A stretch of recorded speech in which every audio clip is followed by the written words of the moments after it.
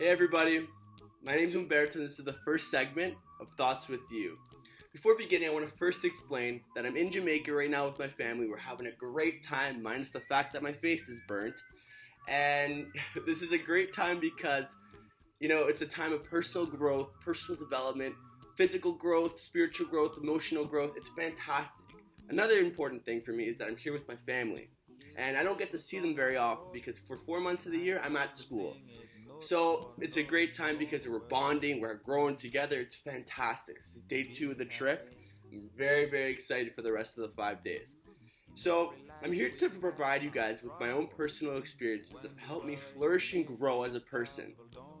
But as my grandfather used to say, you can take a horse to a well, but you can't force him to drink. Meaning, I can only provide my own experiences to you guys, but it's up to you to take advantage of what I'm explaining. And I'm not here to preach, I'm not here to do anything but to provide my experiences that have helped me grow. So let's get started on the first segment of Thoughts with You. What does it mean to think like a victim? From my experience, blaming a specific outcome on external results or external factors that you can't control is when somebody is thinking like a victim. Or when I was thinking like a victim, because I can't speak for you. So, for example, let's say you get a bad grade on a test. A person thinking like a victim will blame their teachers, will blame their peers, will blame their parents, will blame their family, will blame things that they can't control. So let's say a person had a hockey game. That's a personal example. I used to play hockey and I would blame my bad marks on I had practice the night before, or I had a game the night before, and my mind wasn't on the test.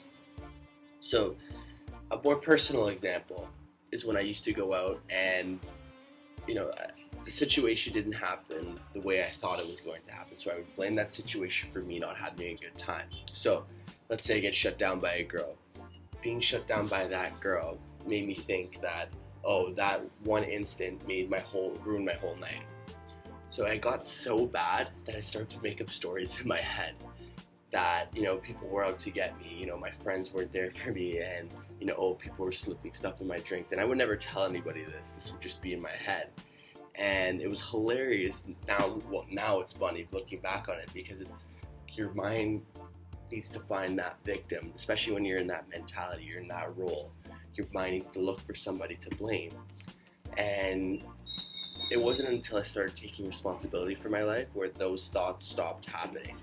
Taking responsibility for your life means looking at things you can control in a given instant or a given situation and acting on it.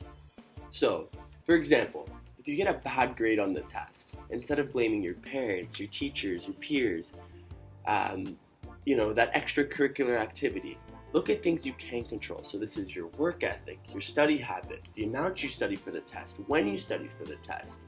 So let's say you have that extracurricular activity. Instead of, saying, I did bad on the test because of the extracurricular activity, realize that, one, you can either not go to it, say no to it, and study for the test, or study for it 2 nights before, 3 nights before, because you have that activity. For my personal example of going out, I realized that I'm in control for how I want to feel. I choose that. There's no gun to my head saying, Berto, you're going to feel like shit today. Because, it's all about perception. So instead of seeing that one situation that didn't, work out the way you thought it was going to work out. So for that example that I gave earlier about getting shut down by the girl, instead of ruining your whole night because of that one instant, look at the night as a whole, and say, okay, well, I had a great time at the pre. Maybe, you were dancing with your friends. Maybe, you had a great game of beer pong. I don't know. I'm not sure. Whatever. There's always a silver lining. There's always a good moment of the night. You just have to be able to see it. So, realizing that I'm in control of how I want to feel and my own personal emotions, feelings, was a massive realization for me, because, I could accomplish and do anything I want. My choice. It just took, for me, it took an open mind and choosing not to blame anybody for how I want to feel. Thank you so much, everybody, for listening to the first segment of Thoughts with You. I hope I helped you guys. Again, like I said earlier, I can't tell you guys how to live your life. You can only choose to do that. And I'm only doing this because I want to give back to the world that helped me while I was down. And I'm so thankful for that. That's why I'm doing these videos. It's not because, I'm a guru or anything like that. This is what has helped me grow. And this is therapeutic for me as well because it gets my thoughts out there. I'm able to hear them. And if they can help at least one person, I'm so happy.